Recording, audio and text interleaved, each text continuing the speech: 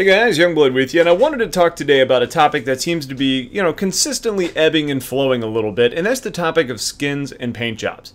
Now lately it seems to be a hot topic with the community, and some concept art has recently popped back up of a kind of a yellowish-orange Avenger that was released early on.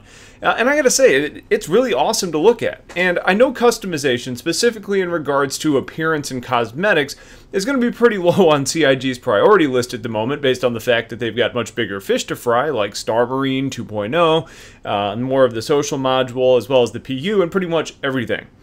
That being said, though, we've had skins pop up a while back, and it didn't really seem to go anywhere. You couldn't apply them, you didn't really see them in your hangar, they basically just sat there as an unused item.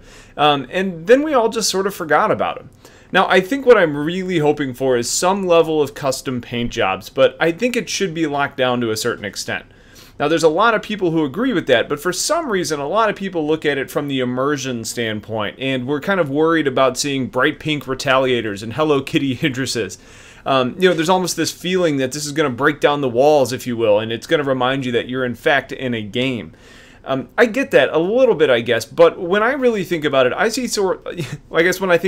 kind of see all sorts of stupid paint jobs, bumper stickers, wheels in real life, when you're driving around the highway. And you know what I think?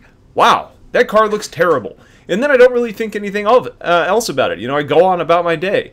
Now, I shit you not, on my way home from work about a month ago, I saw an old Cutlass jacked up with what had to be 40-inch rims, and 2 days before that, I saw an old Camaro on a truck frame. People are crazy, but I gotta say, just wear what you dig. Anyway, I think if we get that level of customization in Star Citizen, things were probably going to play out in a similar fashion. We're going to have people that want to paint their ship to look as good as possible, and they're going to put a lot of detail into the colors and the skins and making it all work. You're probably going to have people that, like in real life, that don't really care about appearance, and they don't really do anything to their ships from an appearance standpoint, so it's just going to look like the stock ships that we see today. And then you're going to have these trolls, or the eccentric, who go overboard and stand out like a sore thumb. Now, if the ship looks terrible, I'll probably just silently judge them in the game, like I tend to do to people on the road in real life. Your mileage may vary on that, of course, depending on how much things like that end up bothering you. I think what we're more likely going to see, at least to start with, is just a series of skins. And I think it was on Around the Verse, a while ago, where they said that they're not going to allow us to have completely customizable skins, which is probably a good thing for the performance of the game. But we could hope that, the skin ends up being a template, and maybe you've got the ability to kind of change maybe 1, 2, 3 colors on it, and then you can really make it your own.